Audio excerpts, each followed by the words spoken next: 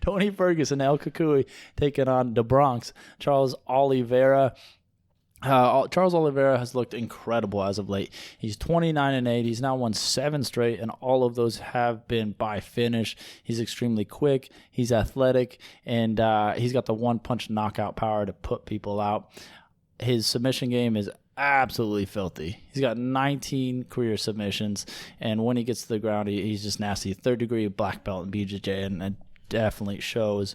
He's taking on, as I said, Tony Ferguson, who comes into this fight ranked number 3 at lightweight.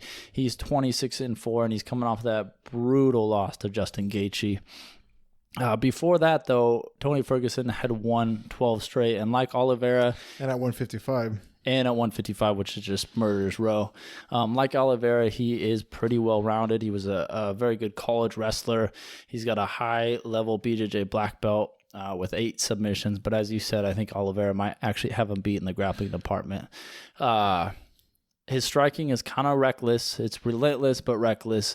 And because of the fact that he often will put himself in precarious positions, it's kind of a catch-22 because it allows him to kind of confuse his opponents. His opponents have a hard time maybe judging what he's going to do and are surprised by what he does, but he also puts himself in takes danger. A lot of risks. Yeah, puts himself in danger a lot. He'll get hit. And he'll take some damage. We've seen that in a lot of his fights. Just the last one did not go his way. But for me, this fight comes down to really 2 major questions. And that is one, how will Tony Ferguson look after that last loss? Because, yeah, it was his first loss in 13 fights. So he was on a roll prior to that. And he looked good early in that fight. Yeah. He put Justin down. But the manner of which he lost, it was so brutal. So that's a big question. And my other question is, how good is Oliveira really? Because while he is finishing guys and he's putting people away, the quality of competition is a little iffy. So if you look at his last 5 opponents, we got Kevin Lee. Yeah, he's up there.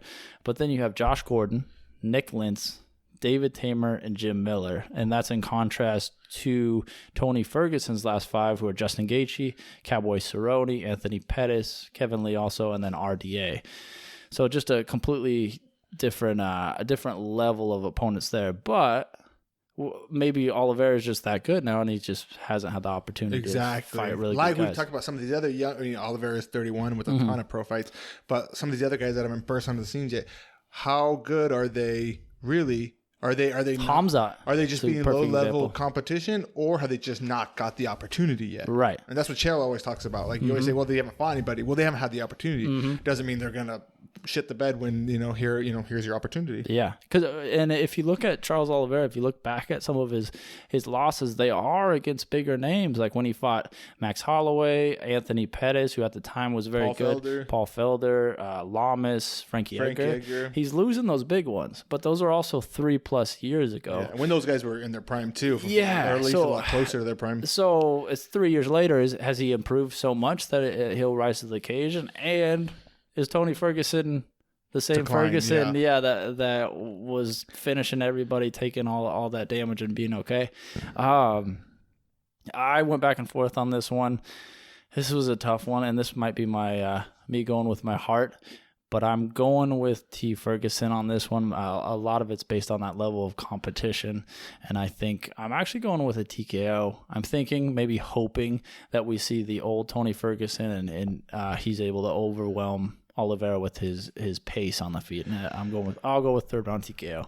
It's a tough one though. It's really tough. Yeah, for me, it just I try to think about how these guys have like I always say, they're past the victory and just kind of what they've been doing recently. And Tony Ferguson, like you said, 12 fights in a row, knows how to get the job done. The only reason I see him possibly winning this fight at this point in his career is because of that experience. He can get it done when it seems like it's not going his way. He just has enough tools and tricks in his bag that if you said he finished Oliveira or won in decision, I would not be shocked, just because he has so much competition at a high level.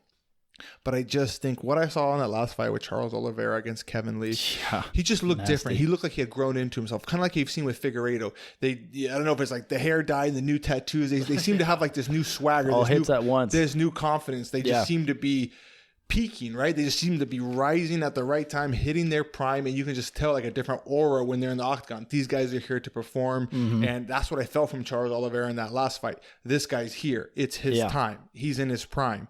He's got like 30 some pro fights, so he's got a lot of experience too. Obviously not at the competition level of Tony Ferguson, but I just have the feeling that this is his moment. And he's come into himself. He's in his prime, and I just think that Tony Ferguson could still get it done. Of course, I think I don't want to give him no credit or act like he's some scrub at this point, but I just think what happened against that Justin, that has to take a piece of you. That has to change you a little bit. And I think at 36 years old, with all the wars he's been through, I think that might be the final straw of him being the top title challenger contender at 155.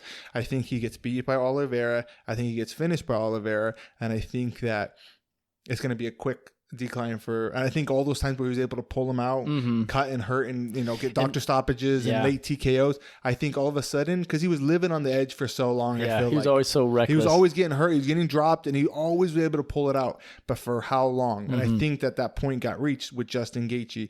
And I think from now on, you see those close decisions in this fight going against him. So I'm saying Oliveira. I'm gonna say 4th round TKO. TKO. Okay. Yeah. Yeah, it's a tough one. Yeah, he and plus, like I said, I don't think he's gonna slip in some sort of crazy submit. It's possible, but Oliveira's so high level, Yeah, that's why I was thinking if he gets it done, it's overwhelming Oliveira. Yeah. But man, that's a tough one. So we'll see how that one shakes out. Who are you rooting for in that one? T Ferg, or are you going for Oliveira? It's one of those fights where like when the fight starts, then I'll know. You'll know. Yeah. I'm a T Ferg guy through and through.